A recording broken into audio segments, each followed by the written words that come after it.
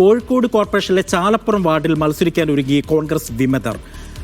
CMPക്ക് നൽകിയ സീറ്റ് തിരിച്ചെടുക്കില്ല എന്ന DCC നിലപാട് അംഗീകരിക്കാനാവില്ല എന്നാണ് വിമതരുടെ നിലപാട്. അതേസമയം വിവാദങ്ങൾക്കിടയിലും CMP സ്ഥാനാർത്ഥി V സജീവ പ്രചരണം തുടങ്ങി. വിമത ശബ്ദം ഉയർത്തിയവരെ തള്ളി DCC പ്രസിഡന്റ് K പ്രവീൺകുമാർ രംഗത്തെത്തിയിരുന്നു. ജനങ്ങളെ സേവിക്കാനുള്ള നല്ലൊരു മനസ്സുണ്ടെങ്കിൽ ഒരു പാർട്ടിൻ്റെ തണൽ വേണ്ട, ജനങ്ങൾ എൻ്റെ കൂടെ ഉണ്ടാവും. മത്സരകാര്യം ഞാൻ പറഞ്ഞല്ലോ, നമ്മൾ കൂടെ ഇരുന്നുള്ളവർ ആലോചിച്ചിട്ട് ഇത് ഉചിതമായ ഒരു തീരുമാനം എടുക്കും, അതിന് നിന്ന് കൊടുക്കും.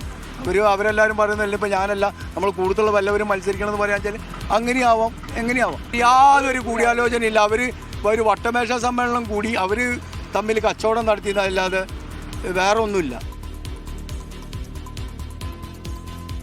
ഈ ശബ്ദങ്ങൾ ആരുടെയൊക്കെ രാജി അതൊന്നും ഇവിടെ കോൺഗ്രസ് ഒരു പ്രശ്നമാക്കുന്നതില്ല. കോൺഗ്രസ് അടിത്തട്ടിൽ നിന്നും അഭിപ്രായങ്ങൾ വാങ്ങി മേൽത്തട്ടിലെ ജില്ലയിലെ ഉത്തരവാദിത്തപ്പെട്ട നേതാക്കൾ ഒരുമിച്ചിരുന്നാണ് എല്ലാ തീരുമാനം എടുക്കുന്നത്. അങ്ങനെ എടുക്കുന്ന തീരുമാനത്തിനെതിരെ ആര് അപശബ്ദം ഉയർത്തിയാലും അവർ പാർട്ടിക്കാരല്ല. T നന്ദഗോപാലുണ്ട് കോഴിക്കോട് നിന്നും. നന്ദു, കോൺഗ്രസിനെ സംബന്ധിച്ച് വലിയൊരു തലവേദനയാണ് ഈ വിമതർ ശല്യം. വലിയ തരത്തിൽ അവരത് കഴിഞ്ഞ ദിവസങ്ങളിലൊക്കെ, പ്രത്യേകിച്ച് അവരുടെ അവരുടെ സിറ്റിംഗ് കൗൺസിലർ ആം ആദ്മി പാർട്ടിയിലൊക്കെ പോയത് വലിയ തലത്തിൽ അവർക്ക് തലവേദനയായിട്ടുണ്ട്. ഇപ്പോഴിതാ വിമത ശല്യവും കോൺഗ്രസിനെ അലട്ടുന്നുണ്ട്.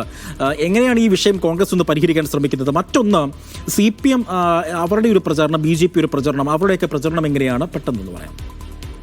അജി, അതായത് കോൺഗ്രസ് തെരഞ്ഞെടുപ്പ് പ്രഖ്യാപനത്തിന് തൊട്ട് പിന്നാലെ തന്നെ സ്ഥാനാർത്ഥികളെ പ്രഖ്യാപിച്ചത് ഒരു നേട്ടമായി കാണുന്നതിനിടെയാണ് പാർട്ടിയിൽ ഒരു പൊട്ടിത്തെറി ഉണ്ടാവുകയും 2 പേർ, ഒരു കൗൺസിലറും ഒപ്പം തന്നെ ചാലപ്പുറം മണ്ഡലം കമ്മിറ്റി പ്രസിഡന്റും 12 പേരും പുറത്തേക്ക് പോവുകയും ചെയ്തിട്ടുണ്ടായിരുന്നത്. പക്ഷേ ഇതിനെ വലിയ ഒരു പ്രതിസന്ധിയായി കോൺഗ്രസ് കണക്കാക്കുന്നില്ല എന്നുള്ളതാണ്. ഈ 2 പേർക്കും കാര്യമായ ചലനങ്ങളൊന്നും തന്നെ സൃഷ്ടിക്കാൻ സാധ്യതയില്ലാത്തവരാണ് എന്നുള്ളതാണ് കോൺഗ്രസിന്റെ വിലയിരുത്തൽ. അതുകൊണ്ട് തന്നെ DCC അധ്യക്ഷൻ ഇവരെ തള്ളുകയാണ് ചെയ്തിട്ടുള്ളത്. അത് മീഡിയ വണ്ണിനോട് തന്നെ അദ്ദേഹം വ്യക്തമാക്കുകയും ചെയ്തിട്ടുണ്ട്. നിലവിൽ കോൺഗ്രസ് ചാലപ്പുറം നൽകിയിരിക്കുന്നത് CMPക്കാണ്. ഇവിടെ B സജീവനാണ് മത്സരിക്കുകയും ചെയ്യുക. പ്രാദേശികമായി നല്ല കരുത്തുള്ള വ്യക്തിയാണ്. അതുകൊണ്ട് തന്നെ അത് തങ്ങൾക്ക് നേട്ടമുണ്ടാകുമെന്നുള്ള ഒരു വിലയിരുത്തലിലാണ് കോൺഗ്രസ് ഉള്ളത്. അതേസമയം M അയൂബ് ഉൾപ്പെടെ വിമതർ സ്വതന്ത്രമായ ഒരു സ്ഥാനാർത്ഥിയെ അവിടെ മത്സരിപ്പിക്കാനുള്ള തീരുമാനത്തിലാണ്. അടുത്ത ദിവസം തന്നെ ഇതുമായി ബന്ധപ്പെട്ട പ്രഖ്യാപനങ്ങളും ഇവിടെ നിന്നും ഉണ്ടാവുകയും ചെയ്യും.